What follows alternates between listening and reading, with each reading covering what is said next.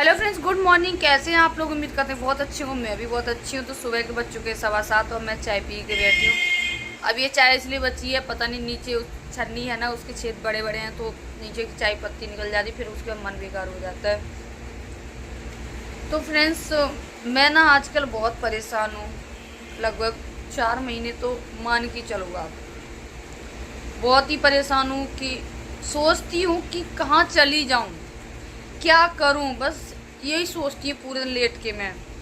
क्योंकि 4 रुपए कमा रही थी, जब तबीयत खराब हुई 4 रुपए कमा रहे थे वो भी छूट गए, क्योंकि ड्यूटी नहीं जा पा रही थी। प्राइवेट नौकरी है, जब तक करोगी जब तक पैसा मिलेगा। तो समझ सकते हो आप लोग। और इतना भी बड़े घर से नहीं हो कि मतलब कोई टेंशन नहीं, लेकिन टेंशन तो होता है, लेकिन कोई नहीं। भगवान का दिया हुआ इतना है कि हम खा सकते हैं बैठ के, तो खा रहे हैं। पापा कर रहे हैं, ज़रूरी ये नहीं कि मतलब मेरे ऊपर सारी जिम्मेदारी अभी तो मेरे पापा कर रहे हैं। 4 महीने से घर पे थी क्योंकि तबीयत ख़राब थी, वो तो आप लोगों को वीडियो देख के पता चल रहा होगा, क्योंकि मैं घर पे थी। अब फ़िलहाल में मैं 4 दिन से नोएडा आई हुई हूँ। तो फ्रेंड्स, कुछ समझ में नहीं आ रहा कि मतलब लाइफ में चल क्या रहा है मतलब मेरे नहीं, मेरी पूरी फैमिली में ऐसा चल रहा है। ऐसे नहीं कि मेरे साथ ही हो रहा है। सबसे शुरुआत तो मेरे साथ ही हुआ है, अब वो सबके साथ ही हो रहा है। किसी का दिमाग काम नहीं कर रहा है। अब वो पापा हैं तो एक बाप एक ऐसी चीज़ होता ना, बाप को अगर बुखार भी चढ़ा रहेगा ना, फिर भी वो अपने बच्चों का पेट पालने के लिए वो जाएगा, चाहे उससे हो ना हो। माँ बाप तो एक ऐसी चीज़ है, बच्चे को अगर सिर में दर्द होगा तो बच्चा बोलेगा मैं नहीं जाऊँगा। लेकिन हमारे माँ बाप नहीं कह सकते कि मैं नहीं जाऊँगा, क्योंकि हमारे माँ बाप को पता होता कि हमारे बच्चे किससे पढ़ेंगे, कैसे खर्चा चलेगा, क्या खाएंगे। तो माँ बाप नहीं मना कर सकते। माँ बाप को कितना भी कष्ट होगा, अभी हमें बुखार होगा तो मैं मना कर दूंगी कि मतलब मेरे पे खाना नहीं बनेगा, लेकिन माँ कितनी भी बीमार होगी उस पर उठा नहीं जाएगा, फिर भी वो उठ के खाना बना के देगी मुझे। तो ये होता है माँ बाप। माँ बाप जो है ना, माँ बाप जो दुनिया की दौलत है ना, शायद वो कोई भी दौलत नहीं है, इतना जान लो, कोई भी दौलत नहीं है। तो कभी भी ना सब कुछ करना, लेकिन कभी ना अपने माँ बाप को मत छोड़ना, चाहे वो कैसे भी हाल में हो और कैसे भी हो, है ना, टूटे लंगड़े फटे पूरे जैसे भी हो, उन माँ बाप ने मुझे जन्म दिया है। अभी हम मॉडल ज़माना को हो गए, हम सुंदर हो गए। माँ बाप उस ज़माने के हैं। तो कुछ लोग ऐसे जो शर्मिंदगी करते हैं कि अरे नहीं मैं लेके नहीं जाऊँगा, मैं अकेले चला जाऊँगी, या माँ को लेके नहीं जाऊँगा। तो ऐसा नहीं होना चाहिए। उन्हीं माँ बाप ने मुझे पैदा किया है, तो कभी भी ने माँ बाप के साथ दुमात नहीं करना चाहिए। तो फ्रेंड्स, पहले तो मेरे से शुरू हुआ है। तो मेरे माँ बाप मुझे 4 महीने, जबकि मैं इतना टाइम होगा 9-10 साल हो गए नौकरी करते, 4 महीने जाके मैं घर पर रही। तो मतलब मैं डेली सोचती थी, ऐसे बोलती थी कि मतलब बताओ नौकरी भी छूट गई। तो मम्मी मेरी ये बोलती क्यों अभी तक नहीं कर रही थी, 15-16-17 साल तक तो मैंने नहीं तुम्हें खवाया, मैंने पढ़ाया नहीं। तो उनका कहने का मतलब भी सही है। तो मैं बोलती थी मम्मी अब जिम्मेदारी है, जिम्मेदारी है। चाहे माँ बाप कितना भी दुखी रहेंगे, फिर भी बच्चे से ये नहीं कहेंगे तुम ऐसा कर लो।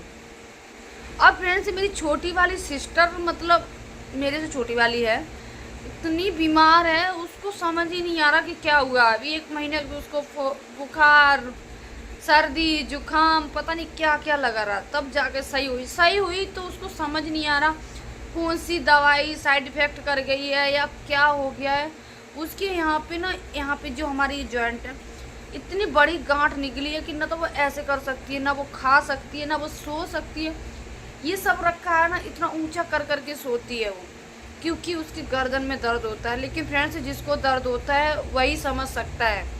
हम लोग तो ये बोलते हैं कुछ तो आराम होगा, लेकिन फ्रेंड्स ऐसा नहीं। दर्द चाहे कहीं का भी हो, बहुत दर्द जो है ना बर्दाश्त नहीं कर सकता। दर्द एक बर्दाश्त करने वाली चीज़ ही नहीं है। तो फिलहाल में बोले हैं कि घर पे लेकर, कोई तो बोलता है जैसे कंठी माला नहीं होती है, बिस्बेल बोलते हैं, उस जन्म में जैसे सांप आप खाया होता है, ऐसे बोलते हैं। लेकिन दिखाया फ्रेंड्स बहुत जगह दिखाया, लेकिन ऐसा किसी ने कुछ नहीं बताया। डॉक्टर बताया है कि कोई नस पे चढ़ गई है, इसलिए ऐसा हो रहा है। अब दवाई भी दिलवा रहे हैं फ्रेंड्स, और पूरा परहेज भी कर रही, कुछ खा भी नहीं रही है, उसको आराम भी नहीं है। अब बच्चा है, मान लो हमारे हिसाब से बच्चे ही है मेरे लिए, क्योंकि मेरे से बहुत छोटी है, मेरे से लगभग 5-6 साल छोटी है मेरी सिस्टर। लेकिन क्या करोगे, परेशानी कभी भी बोल के नहीं आती है कि तुम अमीर हो चाहे गरीब हो। लेकिन ये है कि अमीर होते हैं तो भाई वो तुरंत दिखा देते हैं, अच्छे डॉक्टर दिखा ले। लेकिन हम जैसे मिडिल क्लास घर से लड़की होते हैं, बच्चे होते, परिवार होता, तो वो इतना जल्दी नहीं कर पाता। वो तो ये सोचता कि जड़ी बूटी से या हल्की फुल्की दवा से सही हो जाए। कोई नहीं फ्रेंड्स, आज परेशानी तो कल सही भी होगा। लेकिन जो ये समय जो निकला जा रहा ना, ये समय दोबारा नहीं आएगा। तो पता नहीं चला है फ्रेंड्स, आप लोग भी बताना कि आप लोग भी लाइफ में कभी कुछ ऐसा हुआ है या चल रहा है कि मतलब मैं इतनी परेशान हूँ, मुझे खुद समझ में नहीं आ रहा है।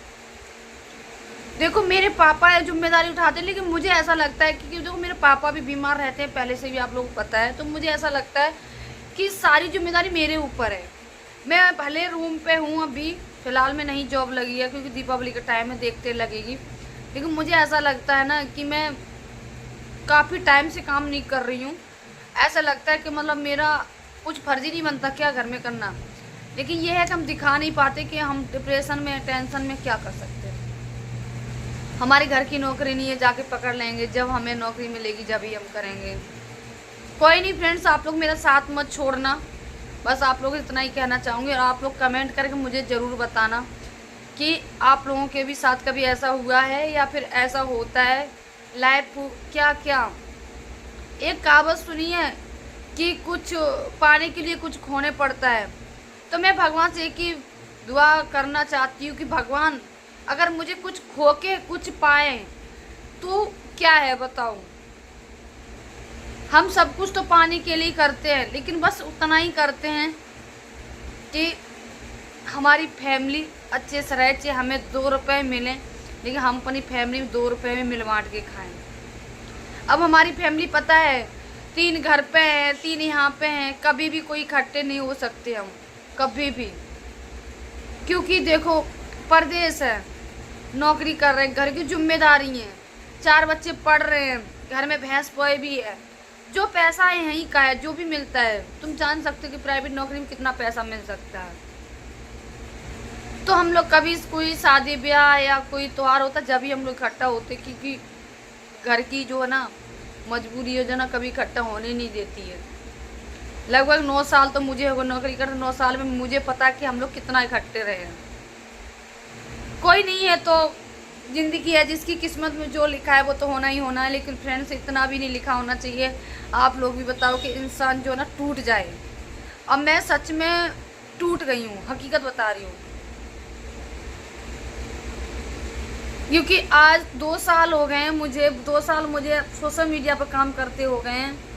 तो प्लीज़ आज तक मुझे कुछ तो सोशल मीडिया से भी सपोर्ट नहीं मिला। जो मतलब एक होता है, कोई भी इंसान कुछ भी काम करता है तो कुछ उम्मीद के साथ ही करता है। तो फ्रेंड्स मैं आप लोग इतना ही कहना चाहती हूँ, प्लीज़ आप लोग ज़्यादा से ज़्यादा हमें प्यार दिखाओ, आप लोग सपोर्ट करो। और आप लोगों का ही मुझे भरोसा है कि आप लोग मुझे एक दिन बहुत अच्छा करवा के मानोगे। मैं यही सोचती हूँ हमेशा। कोई नहीं, हमारी ऑडियंस मेरे साथ है।